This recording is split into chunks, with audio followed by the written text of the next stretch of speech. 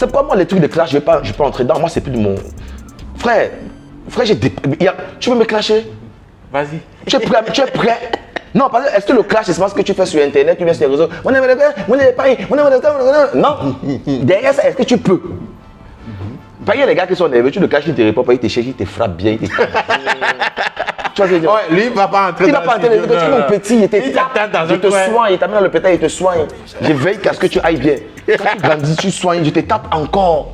Tu vois ce que je veux dire? Il y a les gars qui sont fous. Maintenant, aujourd'hui, il n'y a plus de respect. Tous les petits parlent mal à tous les grands frères. Tous les grands frères veulent montrer que c'est eux les grands frères, que tous les petits font avoir le respect. Mais du coup, personne ne comprend, n'écoute personne. Chacun veut que ce soit lui qu'on écoute. Du coup, ça devient le chaos. Qui veut investir dans le désordre? Le grand problème maintenant. Donc voilà où on en est. C'est dommage. Parce qu'il y a vraiment des gens qui ont de l'argent pour pouvoir investir dans la musique, mais ils ne le font pas. Tu viens clasher un grand frère, d'accord, pour la visibilité, mais pas sans le respect. Tu vois ce que je dis? C'est le game, Charlie. Il faut savoir que quand tu es dans le game, surtout le rap, tu dis que tu es fort. Il y a toujours un petit quelque part qui est en train de travailler pour venir te montrer qu'il est plus fort. Ça n'a rien de personnel. C'est les conquérants. Dans le game, il faut être un conquérant, il faut être ambitieux, il faut voir loin. Ouais. Pas parce qu'il vient te clasher qu'on ne peut pas être amis. Oui. Mais au Togo, quand tu me clashes, va. Dès que quelqu'un a fait une farce sur quelqu'un, on ne sait pas si c'est une dédicace. Oui, parce que parfois, il y a des farces qui semblent être des bifs, des clashs, mais qui sont en fait des dédicaces ou bien des références. Ok. Tu ne comprends pas. C'est fini le matin, tu viens, Charlie, sort, encore vidéo, rappeur, Charlie, ça c'est un live. Hein? Charlie, il faut comme ça, Charlie, il va te faire ça. Frère, tu n'as pas encore compris la phrase, non seulement c'était ton nom, tu n'as pas compris la tournure du mot. Demain tu entres en guerre, il va vous monter, rapport, viens, le stagne, il m'a... Oh, Charlie. Et puis c'est des directs interposés. Des directs interposés. Ils ne sont pas appelés pour se demander, Charlie, est-ce que tu... Non. On a même temps rentré parce que donc on a vu une faille, ils vont montrer qu'il clash. Vous finissez tout ça, après vous restez, vous deux, vous êtes tristes. Personne ne parle de vous, on est se concentrer sur un petit qui monte. Vous finissez frustré. Non, tu vois, vous finissez frustré. Tu es à la maison, tu es seul, tu n'as pas le courant, tu ne peux pas payer le loyer. Tu as été réfléchi sur Facebook comment un gars t'a clashé. Frère, tu vois ce que je dis? Non, gars, il faut qu'on soit réaliste. Tu vois ce que je dis? Comment créer? La question qui doit être, est-ce que je te clash parce que je vais venir t'éteindre ta carrière? Tu vois, moi, personnellement, je ne vais jamais entrer en clash avec un gars. Je peux faire des farces ou des trucs, mais je ne vais pas entrer en clash. Et ils savent qu'ils n'ont pas à me clasher. Il n'y a rien. Que, parce que les anecdotes que j'ai dans mon document, ça là, le disque dur ici, les anecdotes, tu vois ce que j'ai sur le game ici, c'est beaucoup de respect. Tout à l'heure, je vous ai parlé de Slapa Fire. Combien de jeunes connaissent Slapa Fire? La rue 13, à l'époque, la rue 13, combien de gars? Mais c'est les gars qui ont été là, qui ont maintenu un flambeau allumé, qui fait que le hip-hop là encore là, que vous continuez de rapper. Voilà. Tu vois ce que je veux dire? Combien de personnes parlent de ça? Moi, pour le premier WA que j'ai fait, par honneur et par respect, en 2015, le 16 mai 2015, le premier WA, gratuit, j'ai demandé à... Il soit allé voir King Lion. Je me suis assis chez on a causé. Il me dit, Adolphe, je te jure ça. Et c'est la première fois qu'on se voyait. Mais je lui ai dit, j'ai beaucoup de respect.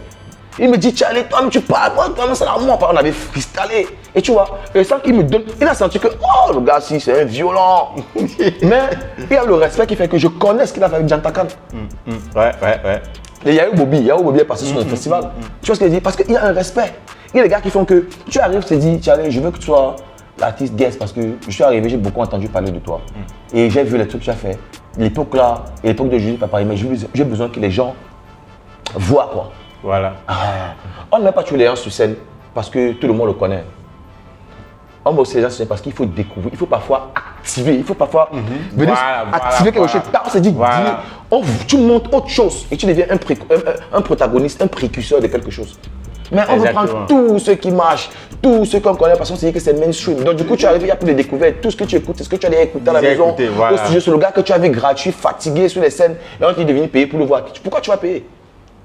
Bref, attends que tu montes, tu vois, comme ça. Mais là, il faut comme aux États-Unis, on dit que je suis comme Takeoff. Que tu montes, j'ai pris une balle à cause de l'héliotop. Ah ouais, tu venais que mentionner le WA, voilà. Quoi, tu veux plus faire du WA?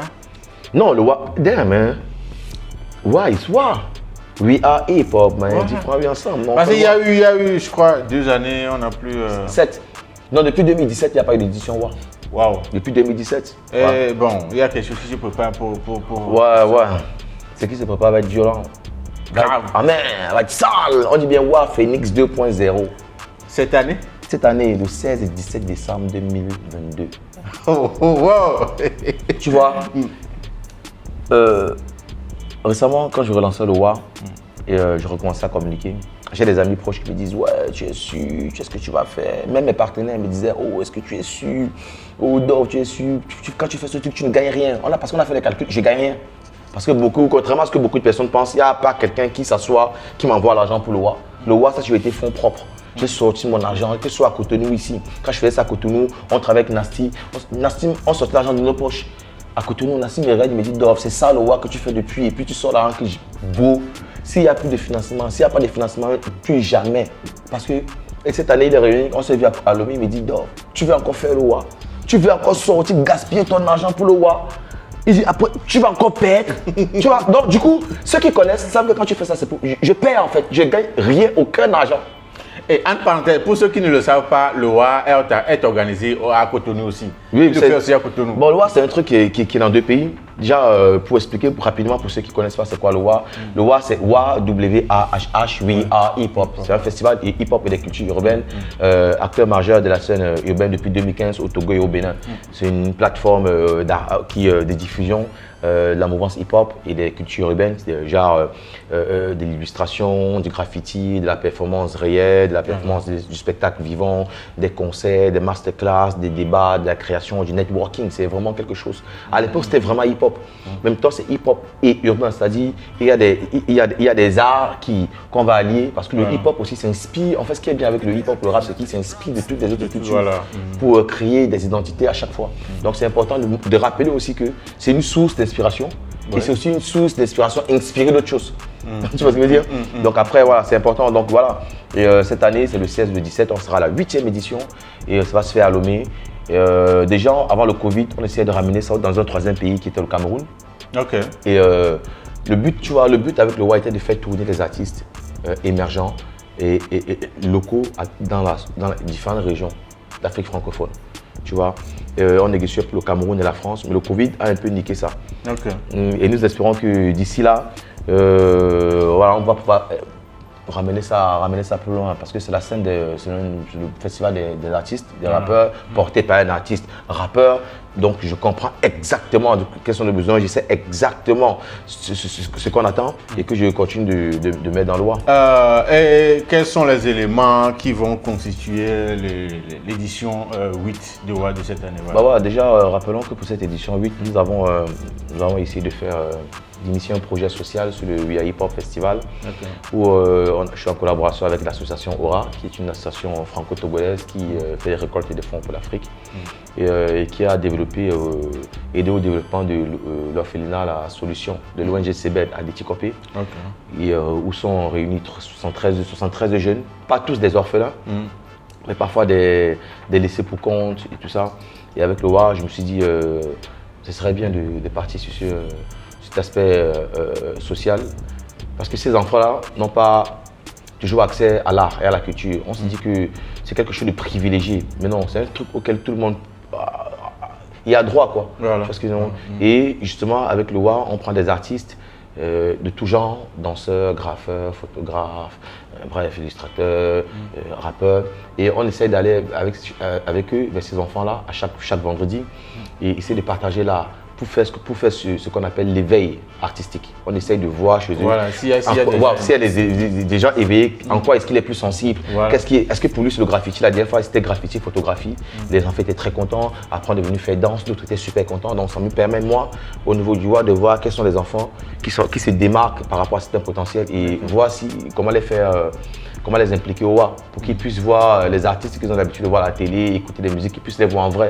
et pouvoir toucher un rêve du doigt, tu vois. Ils vont se dire, ah j'ai vu, et participer à une scène comme ça et avoir un bon Noël. En dehors de ça, nous avons les masterclass qui vont débuter avec des masterclass en branding et développement d'image, avec notamment Efi Delali Koudao de Standacom, Efi de Gombo Studio. Nous avons un masterclass avec en réalisation vidéo, les bases avec Deux Doigts d'Ogli, le réalisateur. Nous avons une masterclass sur la gestion de la scène, ça s'appelle La Bête et la scène, avec notamment moi. Nous avons une masterclass en graffiti et initiation à la peinture avec Patriote. Okay. Ces masterclass-là, c'est l'accès gratuit ou... Non, les masterclass sont payants parce que ça engage des frais, la location des salles, d'une logistique. Et c'est quand même de la connaissance. Pas, les gens ne sont pas venus sans lever le matin, ils vont partager. Ouais. Et il y a un prix déjà, il y a un tarif qui est défini. Bon, les prix sont... Bon, on va sortir toutes les informations nécessaires d'ici la semaine prochaine par rapport au prix aux différentes masterclass. Et il serait bien que les gens s'y inscrivent en fait. En dehors de ça, le WA c'est aussi une grande foire, c'est-à-dire c'est une foire exposition vente. Nous avons des partenaires justement qui vont venir installer leur restaurant, genre Picasso, Mr Burger par exemple. On a négociation avec plein d'autres endroits, pas que la bouffe, hein, des structures de développement, des structures de business, d'entreprise, dans tout genre quoi, parce que ce sera un vrai village en fait. C'est le lieu où sera communiqué très bientôt et vous allez kiffer ce lieu.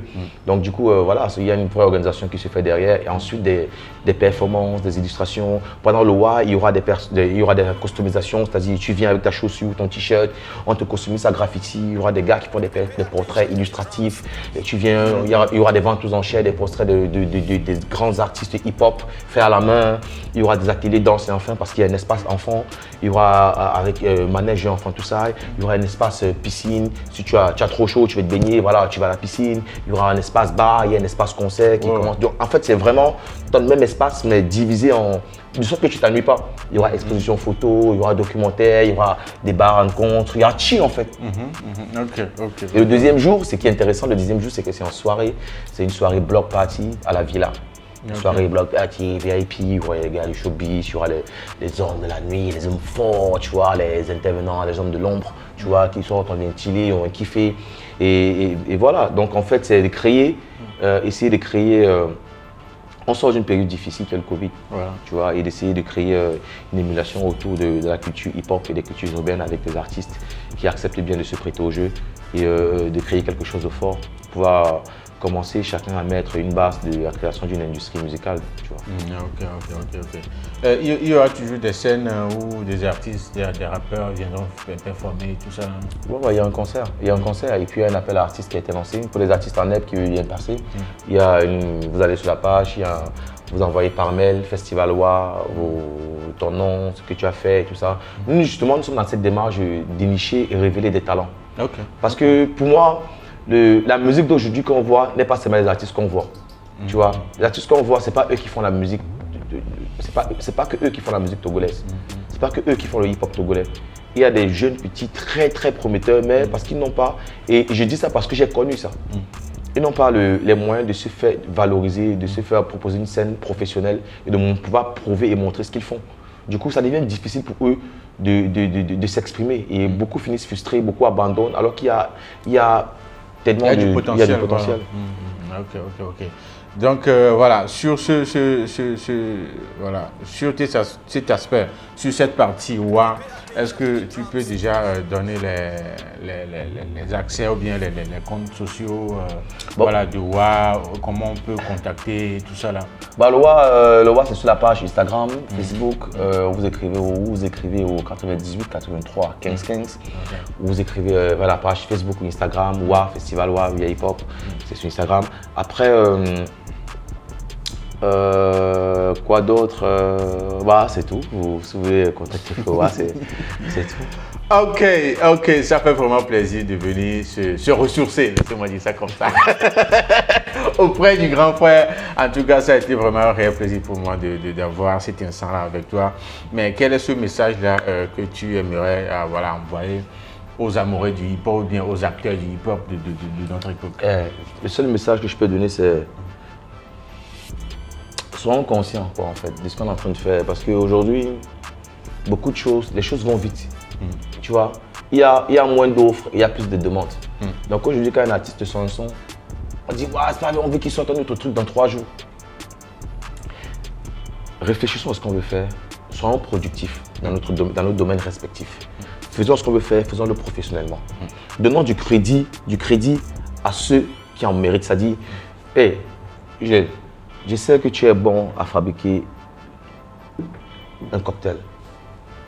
je vais voir Kodjo, parce que je connais Kodjo. Je sais qu'il va me faire un cocktail pourri de merde.